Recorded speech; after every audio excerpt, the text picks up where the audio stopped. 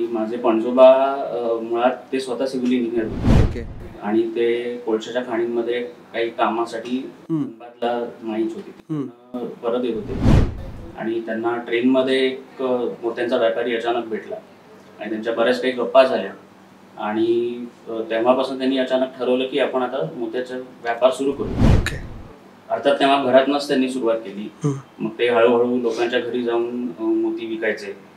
मग त्यांच्या लक्षात आलं की नुसते मोती विकण्यापेक्षा मोत्याच्या दागिन्यांची डिमांड आहे. मग ते धाग्यातले दागिने किंवा मग हळूहळू सोन्याच्या तारेतले दागिने असं करत करत हा प्रवास सुरू झाला. पणजोबांनी अपॉर्च्युनिटी तेव्हा बघितली की मोत्यांचं कोणी फारसं करत नाहीये, तर आपण त्याच्यापासून सुरुवात करूया. त्यामुळे आमचा प्रवास हा थोडासा उलटा आहे की रत्नांपासून सुरुवात झाली. त्याच्यानंतर डायमंडमध्ये म्हणजे माझे बाबा जेव्हा जॉईन झाले त्यांनी डायमंड्समध्ये शिरायचं ठरवलं. सो मग डायमंड ज्वेलरी सुरुवात झाली. तर लहानपणापासून दुकानात जाऊन बसणे, बाबांबरोबर काहीतरी ते हिरे बघत बसायचे तेव्हा ऑब्झर्व करणे हे करत आलेलो आहे. त्यामुळे बाय डिफॉल्टच ठरलं की जॉईन करायचं. असं फार तो कॅल्क्युलेटेड चॉईस नव्हता. फॉर द बिझनेस एक CA आहे, त्याचा फायदाही होईल multiple aspects. So definitely it is helping me and the combination of having two different education backgrounds also helps.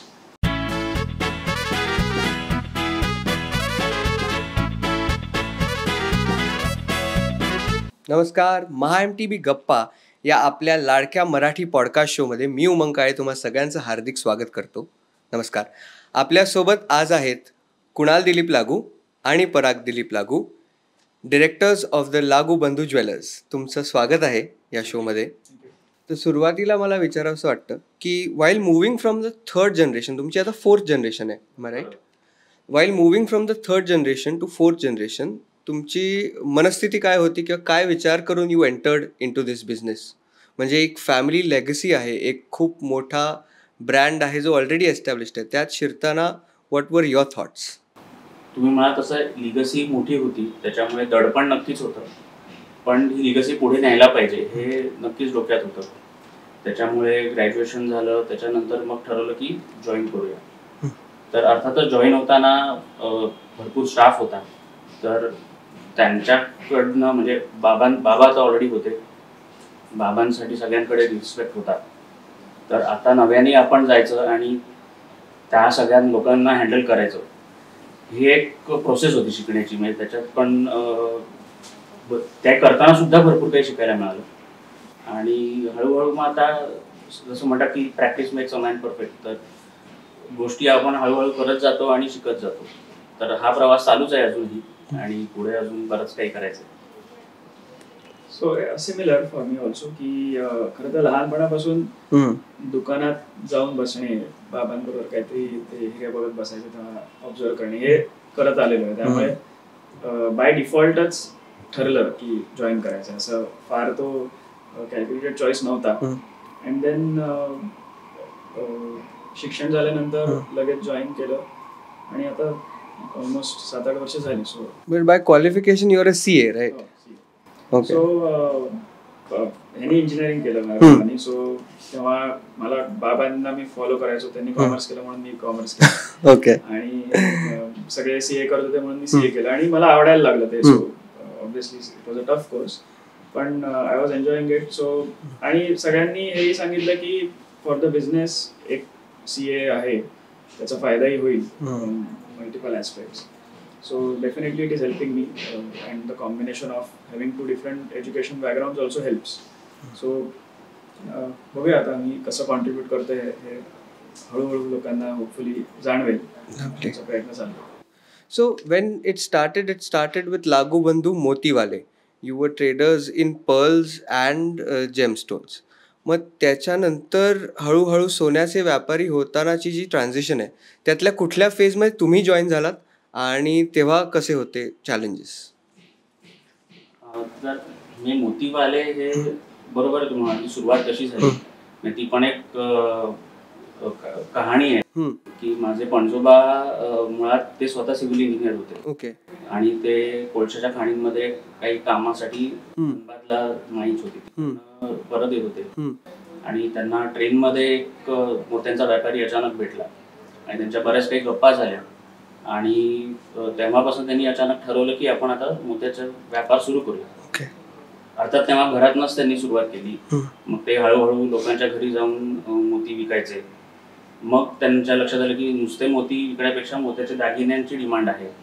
मग ते धाग्यातले दागिने किंवा मग हळूहळू सोन्याच्या तारेतले दागिने असं करत करत हा प्रवास सुरू झाला. तर सुरुवात मोत्यांनी झाली म्हणून मोतीवाले हे नाव नक्कीच प्रसिद्ध झालं.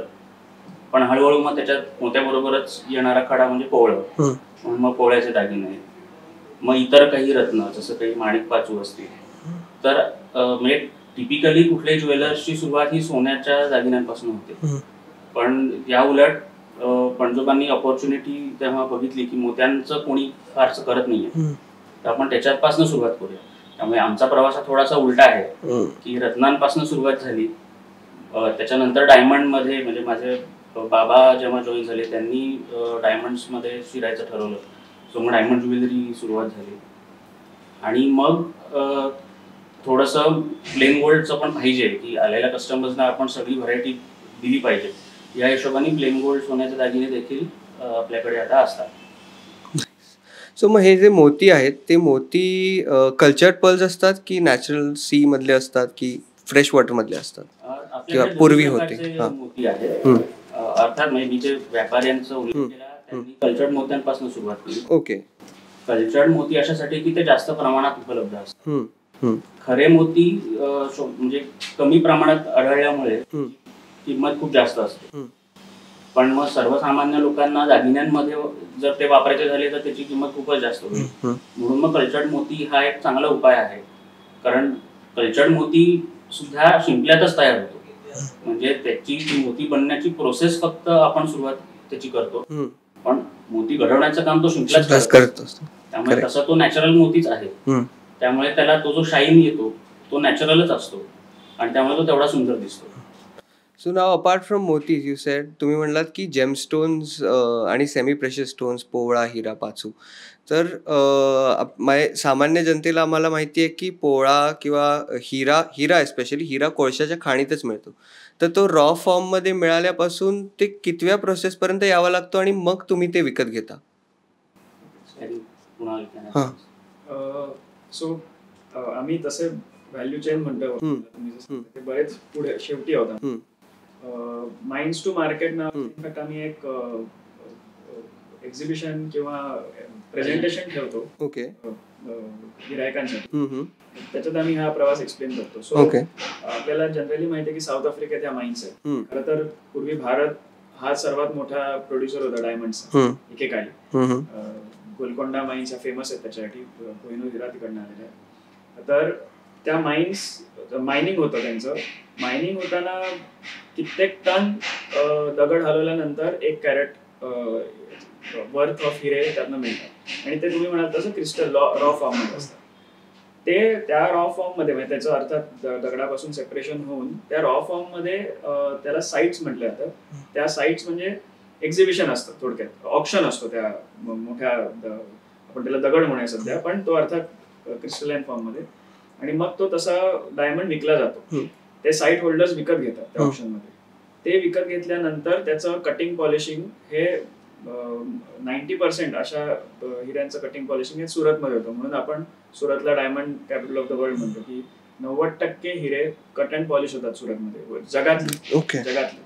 आणि मग बरेचसे एक्सपोर्ट होतात आणि त्याचं इंडियातही काही कन्झम्पशन होतं. म्हणजे खरं तर हे 90% जरी तिथे होत असले कट अँड पॉलिश, पण त्यापैकी probably I don't know the exact number, पण 5-10% इंडियात कन्झ्युम होत आहेत. बरेचसे रिएक्सपोर्ट होतात. कारण US, चायना, हाँगकाँग आणि युरोप ही आणि आता मिडल ईस्ट सुद्धा ही सर्वात मोठी कन्झम्पशन मार्केट्स आहेत अजूनही डायमंडसाठी. इंडिया अजूनही बरंच नवीन आहे डायमंड. आय थिंक परवाच सुरत डायमंड बोर्सचं उद्घाटन झालं. तर what is that building about? मुंबईला Bharat diamond bourse. Okay, so Surat हे कटिंग पॉलिशिंगचं हब होतं, पण कायम मुंबई हे ट्रेडिंग हब ठरलेलं आहे मुंबई इंडियाचं. कारण इथे कनेक्टिव्हिटी पूर्वीपासून होती, इंटरनॅशनल फ्लाईट जास्त आहेत. झवेरी बाजार थोडक्यात इथे आहे, मुंबईत आहे. झवेरी बाजार जेव्हा थोडं टेरर थ्रेट वगैरे झाली तेव्हा TKC मध्ये त्यांनी भारत डायमंड बोर्स क्रिएट केलं. आता असं झालं की मुंबईत रेंटल्स वाढल्यामुळे आणि जनरली सगळेच कॉस्ट ऑफ लिव्हिंग जास्त असल्यामुळे people have started looking at other options. त्यामुळे सुरत त्यांना सोयीचं जातं. ते कॉस्ट ऑफ लिव्हिंग कमी आहे, जास्त एरिया मिळतो त्यांना. सो त्या दृष्टीने त्यांनी सुरत डायमंड बोर्ड सुरू केलं. So it's just expansion of the existing business. I don't think असं काही आहे की मुंबईचं सुरतला शिफ्टिंग होईल. थोडे होतील शिफ्ट, पण दोन्ही ठिकाणी असल्यामुळे सुरत आय थिंक गरज पण आहे तशी. आता जास्त सिटीज डेव्हलप व्हायची, स्मार्ट सिटी म्हणून डिक्लेअर केले सुरतला. सो त्या दृष्टीने त्यांनी हे डेव्हलप केलेलं आहे नवीन diamond board. It's I think much bigger than Mumbai diamond. नाही, so coming back to the question की आता तो दगड खाणीतनं बाहेर आला, तो पॉलिश झाला, त्याच्यानंतर तुम्ही तो विकत घेतल्यावर तुम्ही पण त्याच्यावर काही प्रोसेस करता? आम्ही डायमंड वरती प्रोसेसिंग नाही. आम्ही त्यातलं जे बनलेले डायमंड विकत घेताना त्याचं असॉर्टमेंट आणि ग्रेडिंग केलं जातं. तिथे असॉर्टमेंट पासून आमचं काम सुरू होतं. कारण हिरे विकत घेताना तिथे आमचं एक्सपर्टीज आहे की हे त्याच क्वालिटीचे आहेत का जे आम्हाला द्यायचे. सो ते असॉर्टमेंट ही आमची व्हॅल्युएशन असते की बरोबर हिरे घेतोय ना आपण, बरोबर सोर्स कडनं घेतोय, त्याची सर्टिफिकेशन करेक्ट लॅब्स कडनं केली जातात. ही सगळी आमची सिक्युरिटी असते विकण्याच्या आधी, आणि मगच तो सेटिंगला जातो ज्वेलरीमध्ये. So this is where we come into play. अर्थात त्याच्या पुढे ज्वेलरी आहे, त्याचं डिझायनिंग हे सगळं तर ज्वेलरचं काम झालंच, पण सोर्सिंग मधला डायमंड सोर्सिंगचा हा भाग सर्वात इम्पॉर्टंट आहे की तुमचे सोर्सेस चांगले. त्यात परत कॉन्फ्लिक्ट फ्री डायमंड हा पण एक प्रकार आहे की पूर्वी खूप चुकीच्या पद्धतीने डायमंडचं मायनिंग झालेलं आहे, पण काही मूवीज मध्ये ते बघितलंय सुद्धा. सो आता कॉन्फ्लिक्ट फ्री डायमंड सर्टिफिकेट असलेल्या सोर्स कडनं तुम्ही ते घ्यायला पाहिजे अशी. सो हे सगळं बघितलं जातं. आणि मग ज्वेलरी, सो लूज डायमंडचं सर्टिफिकेट असतं, ज्वेलरीचं पण असतं. दोन्ही मध्ये you have to keep an eye की तुम्ही ज्या लॅब कडनं घेताय त्याचं कितपत ऑडिट होत आहे. जसं सोन्याला हॉलमार्क असतं तसं. Okay. So we only sell certified jewellery. Okay. ती शंका लोकांना राहायची असायलाच नाही पाहिजे की तुम्ही, आम्हीच म्हटलं नाही पाहिजे ना की आमचे डायमंड चांगले. Correct. Third party laboratory has to certify. Correct. So that is how we do. And when you entered the market as you studied as a CA, but then entering into the market as a सोने दागिन्यांचा व्यापारी, what challenges did you face? कोणत्या challengesचा सामना तुम्हाला करावा लागला? CA करताना जो peer group असतो ते सगळे थोडे प्रोफेशनल सेटअप मधलेच असतात. मी पण तसा थोडा घडलो त्यामुळे. सो अर्थात ज्वेलरी इंडस्ट्री त्या पद्धतीने थोडी अनऑर्गनाइज आहे. रिटेल लेवलला ऑर्गनाइज व्हायला लागले. आम्ही थोडे त्यात पुढे होतो पूर्वी, अजूनही आता we are trying to keep up the curve. पण कारागीर लेवलला किंवा सोर्सिंगला अजूनही अनऑर्गनाइज आहे. सो त्यांच्याशी कसं डील करायला पाहिजे हे थोडं मला शिकावं लागलं. तिथे तुम्ही तुमचा प्रोफेशनल ऍटिट्यूड घेऊन नुसतं काम नाही करू शकत. तुम्हाला त्यांच्या भाषेत बोलायला पाहिजे, त्यांच्याशी संबंध डेव्हलप करायला पाहिजे, कारण त्यांची करण्याची पद्धत, काम करण्याची पद्धत वेगळी आहे. सो ते शिकत गेलो. पण ह्याच्यात तेच आहे की तुम्ही एकदा ते रिलेशन डेव्हलप केलं की they will work for you day and night.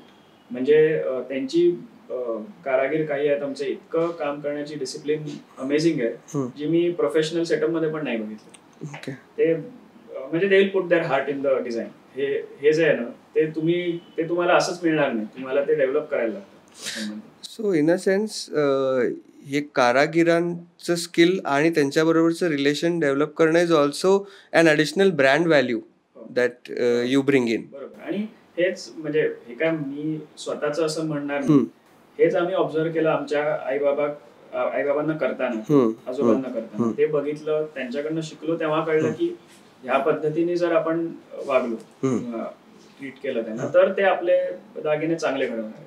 तुम्ही नुसतं प्रोफेशनल होऊन उपयोगाचं नाही. बट एका एस्टॅब्लिश्ड बिझनेसकडे पाहत असताना, त्यात येत असताना तुम्ही यात ॲडिशनल ब्रँड व्हॅल्यू कशी आणू शकाल याचा तुम्ही कसा विचार केला? म्हणजे तिथे आता आपल्याला चांगलं एज्युकेशन मिळालंय, तिथे आम्ही त्याचा वापर करतो. दोघांनाही चांगल्या डिग्रीज आहेत, आम्ही चांगल्या कॉलेजेसमध्ये शिकलोय, चांगले कोर्सेस केले. सो अनऑर्गनाइज बिझनेस मध्ये तर भरपूर गोष्टी आहेत ज्या तुम्हाला मग करायला मिळतात, कारण तुम्ही हे सगळं बघून आलात बाहेरून.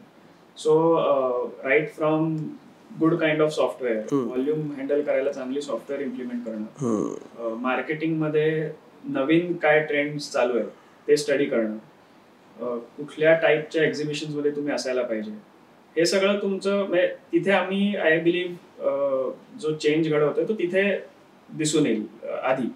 कारण शेवटी ट्रस्ट हा पार्ट बिल्ड झालाय, तो काय आम्ही नाही केलाय, तो आमच्या पूर्वजांनीच करून ठेवलाय. करेक्ट. आम्हाला तो सस्टेन करायचा. आमचं कॉन्ट्रीब्युशन ह्या सगळ्या पॅरामीटर्स मध्ये जास्त येतं की तुम्ही किती नीट स्केलेबिलिटी आणता त्याच्यात, ट्रस्ट ठेवून, आणि security should be tight in all your sources. Yes. नाही आता आणि स्केलेबिलिटी वाढतच चालली आहे, कारण भारतामध्ये IT बूम झाल्यानंतर लोकांचे सॅलरीज वाढल्यावर पर्चेसिंग पॉवर वाढल्यावर आयडियली दे म्हणजे went towards gold and jewellery. मग असं असताना तुम्हाला स्केलेबिलिटी सतत वाढवत राहणंच हा एक भाग झाला. आणि लाईकली यू सेड की सिक्युरिटी म्हणजे तोही एक खूप महत्त्वाचा चॅलेंज आहे तुमच्यासमोरचा, की keeping all your stores secure, all your precious material secure. तर how do you look at it? म्हणजे कसं आहे की शेवटी हा म्हणजे कस्टमरसाठी पण इव्हन आमच्या एम्प्लॉईजसाठी पण हा सगळा ट्रस्टचा भाग आहे. कारण जर जास्त दुकानं एका वेळेला चालवायचे आहेत तर विश्वासू माणसं असणं खूप गरजेचं आहे. त्याशिवाय हे पॉसिबलच नाही. तर ती शोधणं आणि त्यांना डेव्हलप करणं किंवा त्यांना कंपनीविषयीचा आदर वाटणं, आपुलकी वाटणं, हा खरा चॅलेंज आहे हे डेव्हलप करणं. कारण असं नाही की IT इंडस्ट्रीमध्ये आपण कायम ऐकतो, ITचं जे उदाहरण देतोय की आज काही महिने एक माणूस काम करतोय, उद्या तो निघून दुसऱ्या कंपनीत. तर हे IT किंवा अशा प्रोफेशनल ह्याच्यात कदाचित सोपं आहे लोकांना एकातनं दुसऱ्या ह्याच्यात शिफ्ट होणं, पण ज्वेलरी सारख्या इंडस्ट्रीमध्ये ते अवघड जातं. कारण विश्वास दोन्ही बाजूनी असावा लागतो. म्हणजे आज एका व्यक्तीने ठरवलं की आज ही कंपनी सोडून दुसरीकडे मी जाईन, तर त्या लोकांना पण ह्या व्यक्तीवरती विश्वास तेवढा वाटला पाहिजे. तर ते दोन्ही बाजू सांभाळणं हा सगळ्यात मोठा चॅलेंज आहे. त्याच्या जोरावर आणि अर्थात मग टेक्नॉलॉजी आहे. सिक्युरिटीसाठी कॅमेरा सिस्टीम्स असतील, अलार्म सिस्टीम्स असतील आणि इतर सॉफ्टवेअर्स असतील, ह्या सगळ्याचा वापर नक्कीच कमी करतो. नाईस.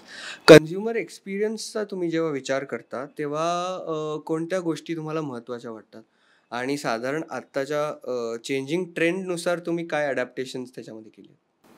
सो म्हणजे कसं आहे की आम्हाला कन्झ्युमरसाठी कुठल्याही एक युनिक एक्सपिरियन्स क्रिएट करायचा. म्हणजे कारण ज्वेलरी ही वस्तू अशी आहे की जी कुठल्याही फूड आयटम सारखी नाही की आज गेलो आणि काउंटरवरनं विकत घेतो. तर ते एक ॲस्पिरेशन असतं की मला काहीतरी मोठं घ्यायचं आहे आज, किंवा कुठलं तरी एखादा इव्हेंट आहे सो त्याच्यासाठी घ्यायचं. त्याच्यामुळे त्याच्याबरोबर भरपूर इमोशन्स आहेत. तर तो एक आम्हाला तसं एक वातावरण निर्माण करावं लागतं की लोक येतील, त्यांना अतिशय कम्फर्टेबल वाटेल, घरच्यासारखं वाटेल, की ते तिथे समजा त्यांनी 4 तास जरी काढले तरी काही प्रॉब्लेम नाही. त्यांना हवं ते आपण दाखवू, त्यांना हवं ते आपण सजेशन्स देऊ, ज्याच्याने त्यांच्याकडचा जो सोहळा आहे, लग्न असेल किंवा दुसरं कुठलं फंक्शन आहे, ते सगळ्यात उत्तम कसं होईल. तर ह्यासाठी आमचा प्रयत्न असतो. तर आणि अनेक कस्टमर्सनी आम्हाला हे सांगितलंय की म्हणजे असे काही कस्टमर्स आहेत जे केवळ आमच्या स्टाफची गप्पा मारायला येऊन जातात. ओके. तर म्हणजे हे आम्हाला खूप चांगली कॉम्प्लिमेंट वाटते की येता जाता गप्पा माराव्या अशा वाटतात एखाद्या स्टाफ बरोबर. ही खूप चांगली गोष्ट आहे. तर हा ऋणानुबंध आम्ही जोडायचा प्रयत्न करत असतो, आणि तो ऑटोमॅटिकली त्याच्यामुळे बाकी अख्खा एक्सपिरियन्स पण चांगला होतो. आणि अर्थात मूळ प्रॉडक्ट चांगला हवाच, म्हणजे कारण शेवटी that is what we are selling. तर प्रोडक्ट्स अँड सर्व्हिसेस तर त्याच्यावरती फोकस आहेच, आणि हा एक छान एक्सपिरियन्स द्यायचा आम्ही कायम प्रयत्न करत असतो. सो तुमचे वेगवेगळे डिझायनर कलेक्शन्स हे थीम बेस्ड असतात, तर ते डिझाईन करत असताना त्याच्यामध्ये तुम्ही सुद्धा इनपुट देता ॲज अ बिझनेस ओनर, की you leave it to the designer? नाही, त्याच्यामध्ये बरेच फॅक्टर्स आहेत. एक असतं की ॲज अ कंपनी किंवा ॲज अ बिझनेस आम्हाला काही गोष्टी विकायच्या, हा एक फॅक्टर आहे. पण कन्झ्युमरला नक्की काय हवं, तर ते इनपुट्स आम्हाला कायम आमच्या स्टाफकडूनही आणि कस्टमर्सकडून येत असतात की अमुक प्रकारचे नेकलेसेस हवेत, अमुक प्रकारच्या चेन्स हव्यात, तर ह्या सगळ्याचा विचार करून मग आम्ही डिझाईन्स आणतो नवीन.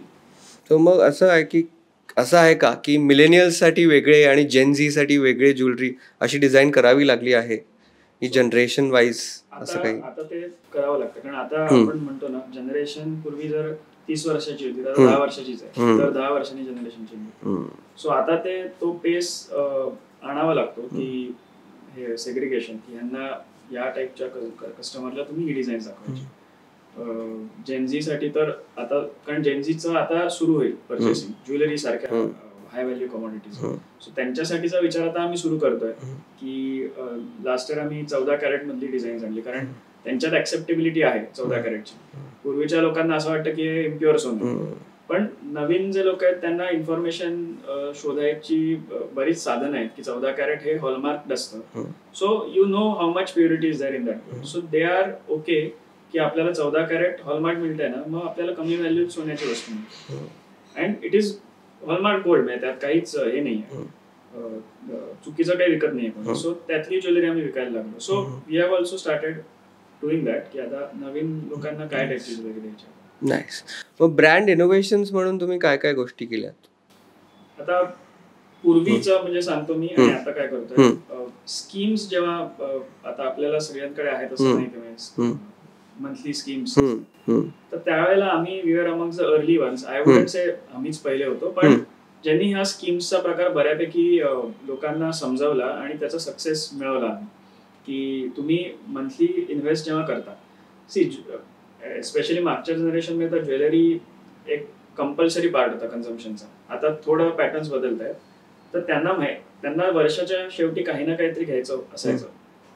जर सेव्ह केलं तुम्ही, मंथली बाजूला ठेवले पैसे, तर ऑटोमॅटिकली वर्षाच्या एंडला एक तो बेनिफिट मिळतो आणि तुमचा तो फंड रेडी असतो जे काय तुम्हाला तुमच्या फंक्शनसाठी घ्यायचं. हे आम्ही नीट समजावलं आणि ते लोकांना आवडलं बऱ्यापैकी. सेकंड, जे आम्ही अजूनही कॅरी फॉरवर्ड करतो, एक्झिबिशन्स. आम्ही सोल स्टँडिंग एक्झिबिशन्स करतो, विच मीन्स की आमचा पूर्ण setup, it's like a mini shop. ते आम्ही घेऊन जातो, लेट्स से औरंगाबादला होईल, कधी कोल्हापूरला होईल, आणि ते आम्ही रिपीट करतो दरवर्षी. सो आमची जरी शॉप्स तिथे नसली तरी तिकडच्या लोकांना एक रिपीट एक्सपिरियन्स मिळतो, आणि त्यांना पण असं वाटतं की ठीक आहे, या वर्षी आपल्याला लागूबंधूंचा दागिना घेता येईल आणि पुढच्या वर्षी परत ते येणार आहेत. सो काही एक्सचेंज करायचं, काही इश्यू आला तर वी आर देअर. अर्थात आम्ही तसंही सर्व्हिस करू शकतो इकडे बसून, पण तो रिपीट एक अॅन्युअल एक्सपिरियन्स त्यांना मिळतो. करेक्ट. ह्या दोन गोष्टींमुळे आय थिंक आमचं बऱ्यापैकी ब्रँड रेकग्निशन वाढलं, म्हणजे गेल्या 5-6 वर्षात.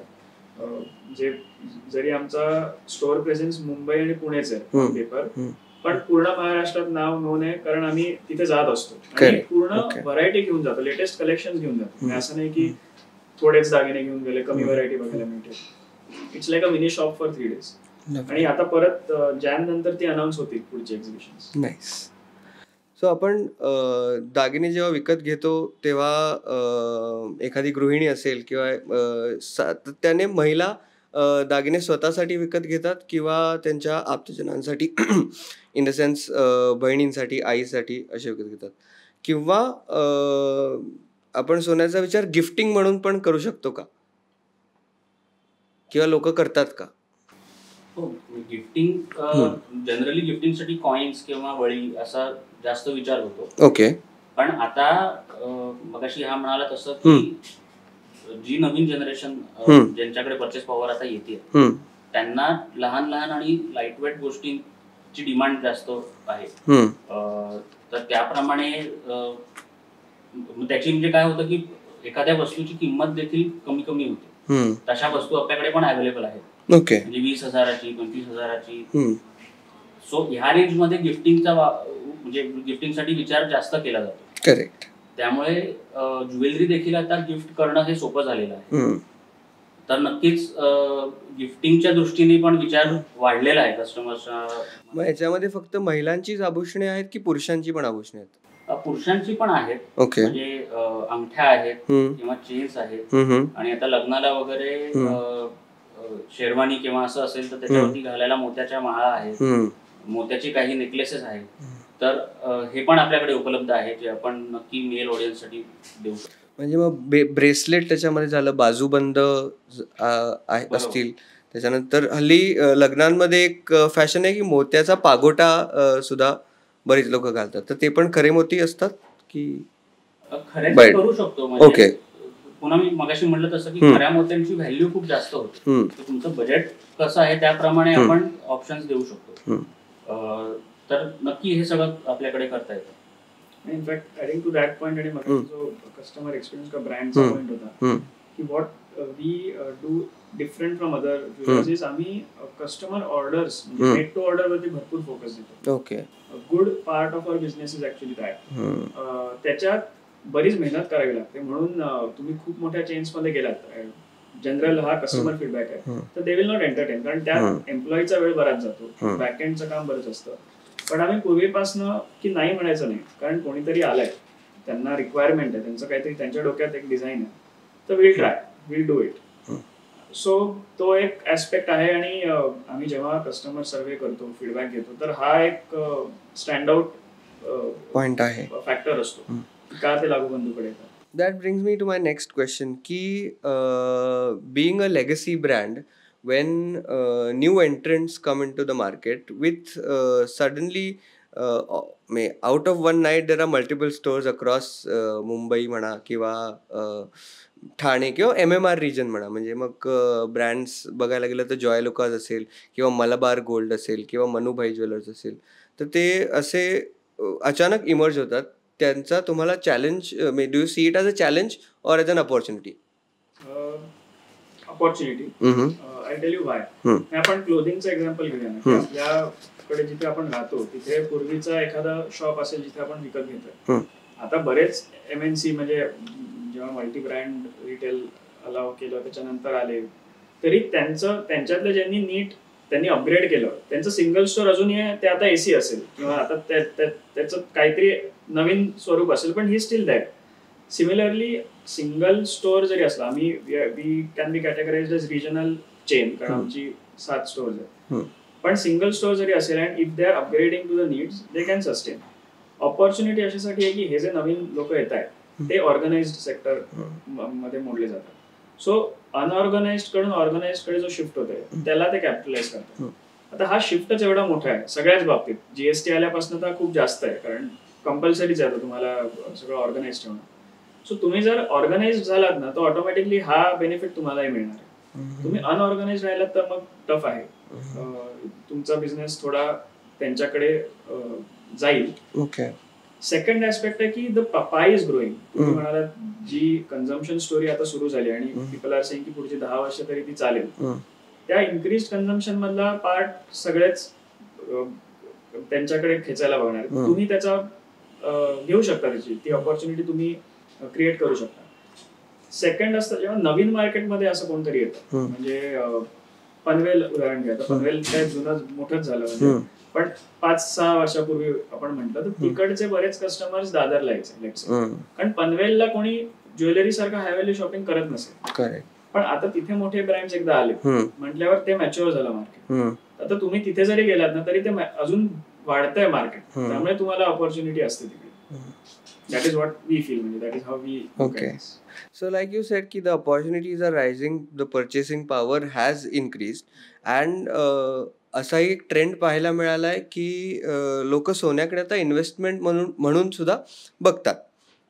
तर सोनं दागिने इन्व्हेस्टमेंट म्हणून खरेदी करताना याच्यामध्ये सोने व्यापाऱ्यांचा फायदा असतो की नुकसान असतं? म्हणजे ऍक्च्युली जेव्हा तुम्ही इन्व्हेस्टमेंट म्हणून खरेदी करत असता, पण आम्ही सर्वात मोठी इन्व्हेस्टमेंट केलेली आहे त्याच्यात, त्यामुळे त्यात तोटा असेल तर आम्हालाच पहिल्यांदा तोटा होईल. कारण gold, we are the biggest investors of gold, सगळी ऍसेट बेस त्याच्यात आहे. So obviously we look at gold investment as a positive.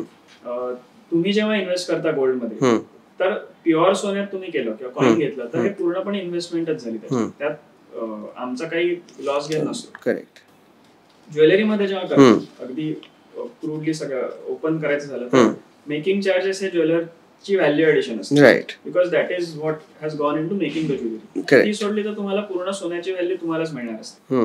So as such investment म्हणून जेव्हा तुम्ही घेता सोनं आणि जेव्हा विकता त्यातला जो फरक आहे पूर्णपणे तुमचा फायदा किंवा तोटा असतो.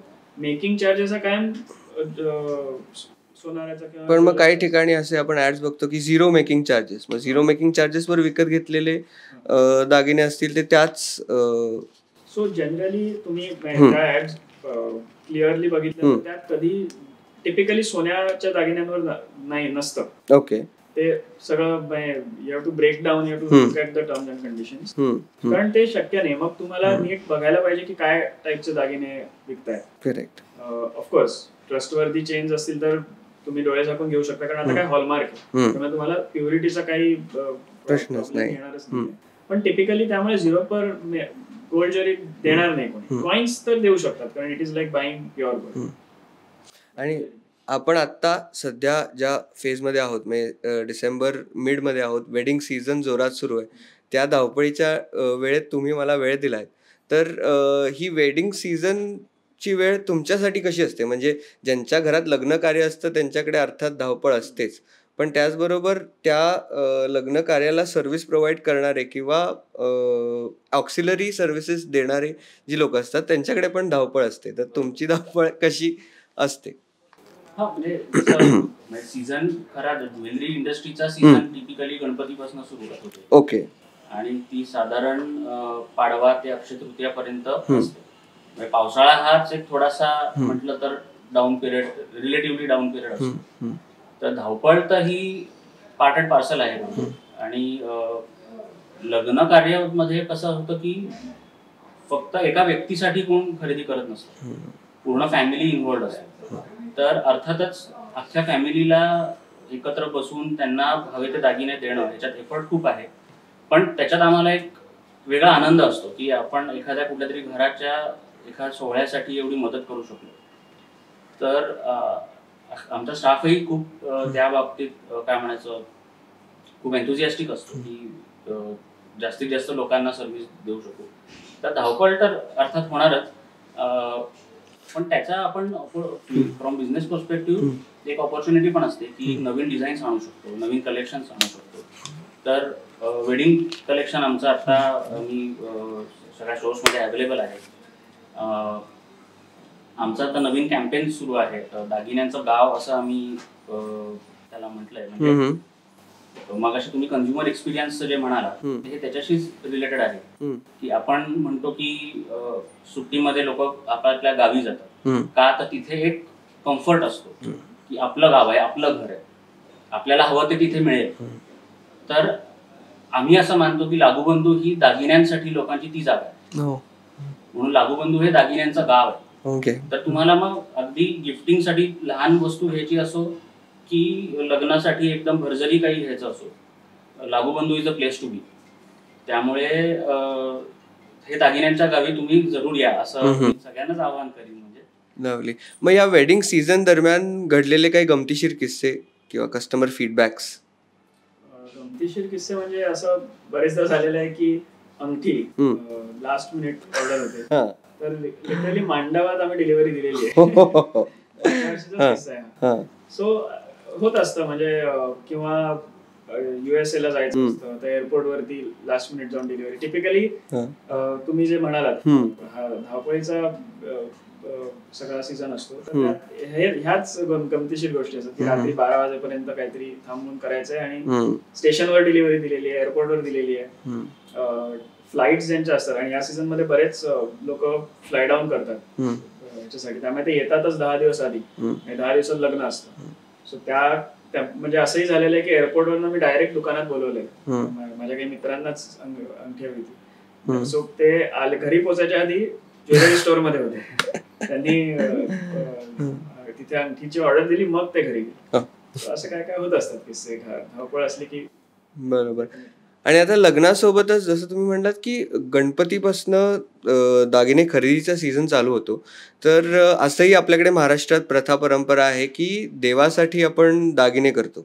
तर देवांची आभूषणे सुद्धा तुम्ही बनवता का? आणि देवाचरणी अर्पण करण्यासाठी लोक जे दागिन्यांचा वापर होतो ते पण तुम्ही बनवता का? आमच्याकडे इनफॅक्ट गणपती कलेक्शन म्हणजे गणपतीचे दागिने हे कलेक्शनच आहे. ओके.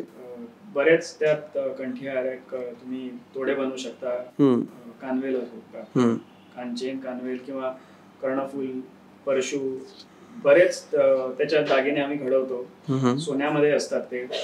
काही लोकांना चांदीत हवे असेल तर ते बनवून देतो, कारण आम्ही चांदीचे व्यापारी नाही होतो मी, पण आम्ही बनवून देऊ शकतो. सो हे तर आमचं कलेक्शन झालं. पण बरेच तुम्ही म्हणाल तसं काही कस्टमर्सची रिक्वायरमेंट असते की त्यांना कुठल्या तरी देवी स्थानाला एक मुकुट बनवून द्यायचा, तर तसे कस्टमाइज्ड आम्ही बनवून दिलेले आहेत. आता मी मुद्दामून नावं घेत नाही, कारण ती त्यांची खाजगी इच्छा असते. बरोबर. किंवा आम्ही स्वतः केळशीचं देवस्थान आहे, त्यांच्यासाठी आमची इच्छा होती म्हणून काही दागिने बनवले होते. सो ही एक वेगळी काय म्हणतो एक कस्टमर सेगमेंट आहे. त्यांची इच्छा असते आणि त्यांना एकदम स्पेसिफिक हवं असतं, कारण अर्थात त्याचं देवीला किंवा गणपतीला ते दागिने चढवायचे असतात. सो आम्ही बनवून देतो. कंबारपट्टे बनवून दिलेले आहेत. इनफॅक्ट देवळाचं पूर्ण पत्रा असतो, सीट असते ती चांदीची घडवलेली, असं केलेले आहेत म्हणजे दागिने. आणि दागिने हा असा प्रकार आहे म्हणजे एक तर त्याचा वापर आपण करतो स्वतःला सजवण्यासाठी, आणि तो करत आलोय अगदी मोहनजोदाडो हडप्पापासून. तेव्हा बीड्स चे दागिने ते परिधान करायचे. त्यामुळे आभूषणे आणि अलंकार हा आपला एक सांस्कृतिक ठेवाच राहिला आहे असं मला वाटतं. सो त्याच्यामध्ये बोलत असताना my last question to you would be की या कन्झ्युमर एक्सपिरियन्सचा, ब्रँड इनोव्हेशनचा सगळा विचार केल्यावर जेव्हा एखादा कस्टमर तुमच्याकडे येतो, what are the 3 values that he looks at? म्हणजे तुमच्या 3 कोर व्हॅल्यूज कोणत्या की जे बघून एखाद्या कस्टमरनी तुमच्याकडे यावं? सगळ्यात पहिलं मी म्हणेन की विश्वास. सगळ्या प्रकारे कुठल्याही व्यवहारामधले जे ट्रान्सपरन्सी आहे ती जेवढी जास्त तेवढा विश्वास होईल. अर्थात एवढे वर्षांची परंपरा म्हटल्यावरती लोकांनी ते गृहीत धरलेलं असतं, पण गृहीत धरलेलं असलं तरी आम्हाला ते पुरं करावं लागतं दरवेळेला. त्यामुळे ते एक आहे.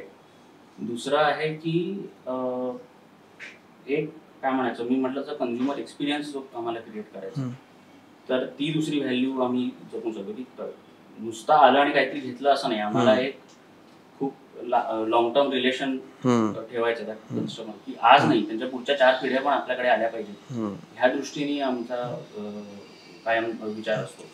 म्हणजे या पिढीचा बिझनेस जो आहे जो 2 वे असतो, की एका पिढीकडून दुसऱ्या पिढीकडे बिझनेस तर चाललाय, प्लस त्याचे कस्टमर्स सुद्धा पिढीजात असतात. ऍक्च्युली आमच्याकडे असं होतं की एका फॅमिलीतले 4 जनरेशन्स आले होते आमच्याकडे, आणि ते 4ही जनरेशन्सनी आमच्याकडे घेतलेले. ओके. तर म्हणजे आमची 4 पिढी असली तर आमच्या ग्राहकांची पण 4 पिढ्या आमच्याकडे येत आहेत. सो हा खूप म्हणजे आम्हाला त्याचा गर्व वाटतो की असं आम्ही करू शकलोय आणि इथून पुढे करायची इच्छा पण आहे. आणि एम्प्लॉईजचा आय थिंक पार्ट तिसरा नाही.